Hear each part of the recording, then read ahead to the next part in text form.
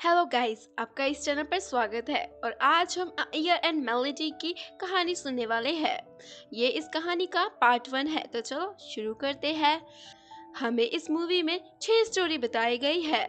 पहली स्टोरी है लियोंग और योंगजिन की। लियोंग मेड है एमरोस होटल में और योंगजिन उसी होटल का सीईओ है। दूसरी स्टोरी है सुजिन और स्योंगह्यो की। सुजिन एमरोस होटल में मैनेजर का काम करती है और सोंगह्यो रेडियो में काम करता है। दोनों बहुत ही पुराने दोस्त हैं। तीसरी स्टोरी है चेयोंग और वेकअप कॉल गर्ल की। चेयोंग सिविल सर्विस एस्पिरेंट है जो काफी बार अटेम्प्ट दे चुका है लेकिन अभी तक एक बार भी पास नहीं हुआ है। Wake up call girl Ambrose hotel में काम करती है जिसका काम होता है सुबह सबको कॉल करके उठाना। चौथी हमारी स्टोरी है ली गांग और सांगहोन की। ली गांग एक सॉन्ग राइटर है और उसी रेडियो में काम करता है जहाँ पर सोंगह्यो काम करता है। सांगहोन उसका मैनेजर है। फिफ्थ स्टोरी है हमारी पार्क से जेक और इम सायोंग की। पार्क से जेक सुजिन का छोटा भाई है और इम आयोंग उसके साथ ही एक ही स्कूल में पढ़ती है। हमारी आखिरी स्टोरी है कैथरीन एंड सांग्यू की। कैथरीन और सांग्यू एक दूसरे को काफी ज्यादा प्यार करते हैं लेकिन किसी कारण वो एक दूसरे से शादी नहीं कर पाते हैं और अब काफी समय बाद वो एक दूसरे से फिर से मिलते हैं। चलो अब इस लंबे से इंट्रोडक्शन के बाद हम इन स्टोरी को सुनते हैं। ली गांग बहुत ही फेमस सॉन्ग राइटर होता है और बहुत ही फेमस सिंगर भी। वो रेडियो जॉकी भी होता है। क्रिसमस आने ही वाला होता है तो वो अपने व्यूअर्स के लिए स्पेशली सॉन्ग गाता है ताकि कोई भी इस हैप्पी डे पर अकेला ना फील करे।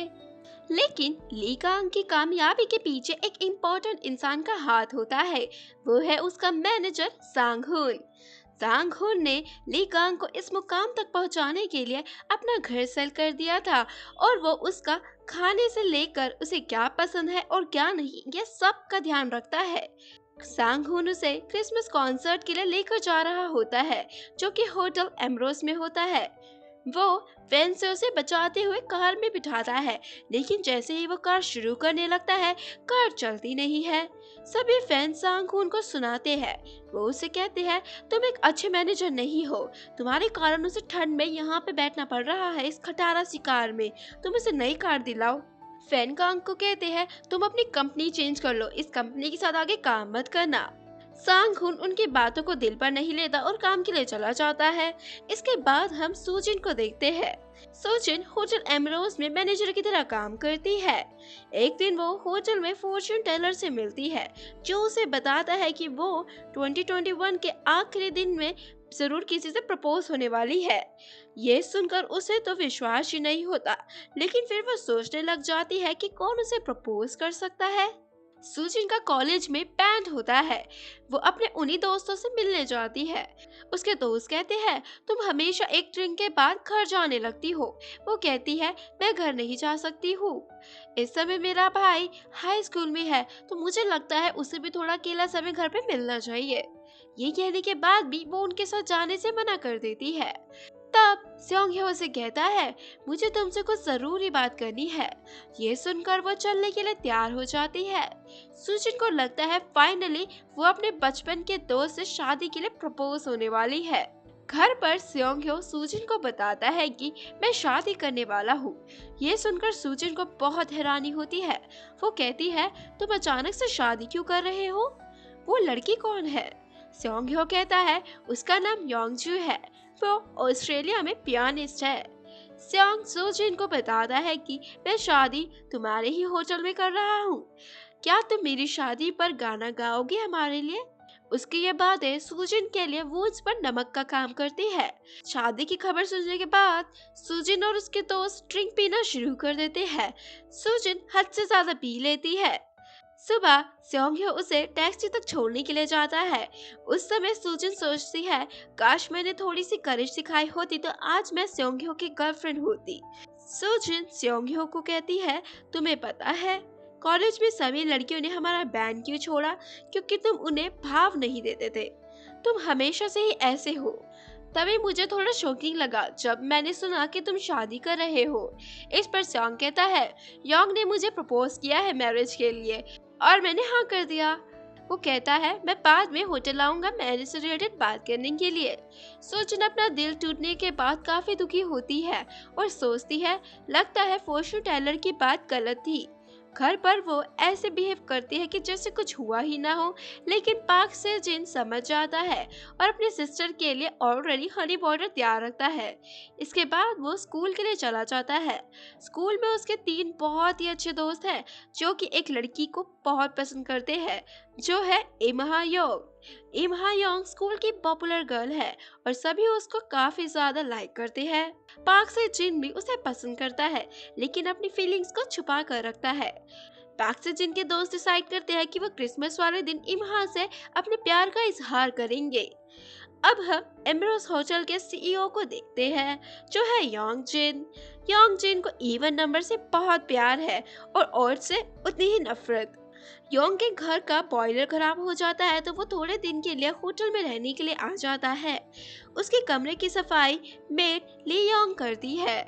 लियोंग का सपना है कि वो सिंगर बने और बड़े स्टेज पर परफॉर्म करे, लेकिन वो अभी एमरस होटल में कॉन्ट्रैक्ट वर्कर होती है जो जॉब को छोड़कर कुछ और करने का सोच नहीं सकती है। लियोंग कमरे की सफाई करते हुए गाना गाना शुरू कर देती है। तभी वहाँ पर योंग जिन आता है। वो उसे इतनी अच्छी तरह गाता देख परफॉर्मेंस को एंजॉय करने लगता है। तभी ली उसे देख लेती है और उसे माफी मांगकर कमरे से चली जाती है। काम खत्म करने के बाद ली चेंजिंग रूम में जाती है। वहाँ पर वो रूम में जो भी कुछ हुआ था अपनी कलीग को बताती है। उसकी कलीग कहती है लगता है वो तुम्हें पसंद करता है। ली इस पर कहती है ऐसा हो ही नहीं सकता कि वो मुझे पसंद करेगा। तभी उसको अपना नेकलेस याद आता है जो अभी उसके गले में नहीं होता है। वो अपने कलीग से पूछती है लेकिन उसे भी नहीं पता होता। तब उसे याद आता है कि लास्ट उसने अपना नेकलेस योंग जिन के कमरे में ही देखा था। तो वो एक बारी चेक करने के लिए चली जाती है। वो योंग को अपने नेकलेस के बारे में बताती है। तब योंग कहता है तुम खुद ही आकर क्यों नहीं देख लेती, लेकिन उसे ये ठीक नहीं लगता तो वो मना कर देती है। अगले दिन जब वो रूम क्लीन करने के लिए जाती है तो वो कमरे की अच्छे से छानबीन करते हैं। तभी ली की दोस्त की नजर टेबल पर रखे एनवलप पर जाती है जिस पर लिखा होता है क्या तुम इसे ढूंढ रही थी। ली योंग अपना नेकलेस पाकर बहुत खुश होती है और रिटर्न में उसके लिए थैंक यू नोट छोड़कर जाती है। वो इस बारे में अपनी मॉम को बताती है। उसकी मॉम ओल्ड पीपल होम में रहती है क्योंकि उन्हें डिमेंशिया है। ली योंग कहती है माँ मेरा नेकलेस खो गया था लेकिन मेरे बॉस ने मुझे ढूंढकर वापस कर दिया। इस पर मॉम कहती है तो जरूर उस आदमी के पास कुछ और होगा चुराने के लिए। वो कहती है तुम्हारा बॉस जरूर तुम्हारा दिल चुराना चाहता है। ये सुनकर वो हंसती है और इसके बाद उसकी मॉम उसे फिर से भूल जाती है। सांग्यो एनरोस होटल का गार्ड होता है। एक दिन उसकी मुलाकात होटल में आई कैथरीन से होती है जिसको देखकर उसकी पुरानी यादें ताजा हो जाती है। कैथरीन योंगजू की मॉम होती है जिसकी शादी सून ही स्योंगहो से होने वाली होती है। कैथरीन सांग्यो की गर्लफ्रेंड रह चुकी होती है लेकिन सांग्यो के जेल चले जाने के बाद उसे अपने मॉम डैड के कहने पर किसी और से शादी करनी पड़ती है।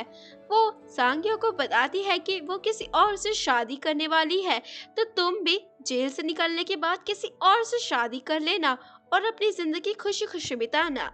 इसके बाद कैथरीन कहती है अगर हम कभी फ्यूचर में मिले और अगर हमारे पार्टनर हमारे साथ नहीं होंगे तो क्या तुम मुझसे शादी करना पसंद करोगे।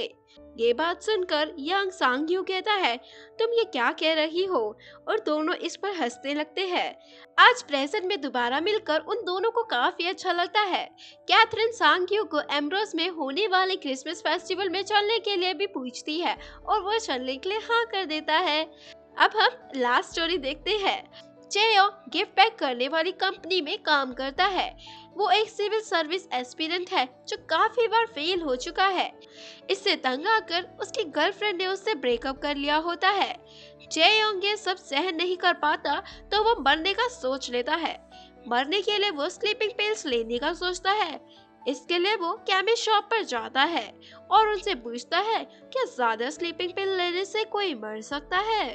केमिस्ट समझ जाता है कि वो मरना चाहता है तो केमिस्ट वाला भैया कहता है ज्यादा पिल लेने से कोई मरता तो नहीं है लेकिन स्टमक पेन, वॉमिटिंग, इंडाइजेशन जैसी प्रॉब्लम जरूर हो सकती है। तो वो इससे काफी ज्यादा डर जाता है और दूसरा उपाय निकालता है। इस बार वो पेस्टिसाइड्स खरीदने के लिए जाता है। वो कहता है, आपको पता है किस पेस्टिसाइड से इंसान की जान जा सकती है? इस दुकान का मालिक भी समझ जाता है वो क्या करना चाहता है, तो वो उसको डराने लगता है और कहता है, अगर तुम कोई भी एरा गहरा पेस्टिसाइड पियोगे तो उससे तुम्हें बहुत ज्यादा दर्द होगा और काम भी नहीं होगा। तो ऐसा करो, सीधा ये रेड पॉइजन लो और एक बारी में छुट्टी। लेकिन जे को ये सारे तरीके काफी पेनफुल लगते हैं, तो वो सिर्फ पौधा खरीद कर ही वहां से आ जाता है। इसके बाद उसके दिमाग की घंटी बजती है और वो सोचता है क्यों ना वो एक आलीशान होटल के टॉप फ्लोर से गिरकर सुसाइड करे। इसके लिए वो अपना घर छोड़ देता है और किराएदार को कहता है कि मैं ये घर छोड़ के जा रहा हूँ। किराएदार भी कहती है, हाँ हाँ अच्छा हुआ, क्योंकि बहुत सारे लोग ऑलरेडी वेटिंग लिस्ट में है। चेयोंग होटल एम्ब्रोस जाता है और 31 दिसंबर को लाइफ को एंड करने का सोचता है। इसके लिए वो सुसाइड लेटर लिखने लगता है, लेकिन उसे लेटर में जान नजर नहीं आती तो वो उसे फेंक देता है। रूम में वो कुछ बटन चेक कर रहा होता है, तभी एक वेकअप कॉल नाम से उसे कॉल आती है। उस वेकअप कॉल का काम होता है कि कस्टमर को सुबह उनके दिए हुए समय पर उन्हें उठाना। जययोंग को उसकी आवाज काफी अच्छी लगती है और वो उससे खूब बातें करता है। क्योंकि जययोंग काफी अकेला होता है तो उससे वेकअप कॉल गर्ल की कंपनी अच्छी लगती है। दोनों एक दूसरे से रिडल भी पूछते हैं और बाद में उन्हें सॉल्व भी करते हैं। मेड लियोंग जे का कमरा साफ कर रही होती है, तब उसे कमरे में से वो सुसाइड पेपर मिलता है, जिसको वो अथॉरिटी को दे देती है। योंग जिन सुजिन को जे योंग पर नजर रखने के लिए कहता है। वो स्टाफ को कहता है कि मैं इस होटल में किसी को अभी ऐसा करने नहीं दूंगा, हम उसे बचा कर ही रहेंगे। इसके बाद योंग मेड ली को इस बात को बताने के लिए थैंक यू भी कहता है। उसकी एप्रिसिएशन से ली काफी खुश हो जाती है और इसी के साथ हमारे पार्ट 1 की एंडिंग होती है। पार्ट 2 में हम देखेंगे क्या सच्ची में होटल स्टाफ जे को सुसाइड करने से रोक पाएगा और क्या हमारे सभी कैरेक्टर को एक हैप्पी एंडिंग मिल पाएगी। तो देखने के लिए बने रहे।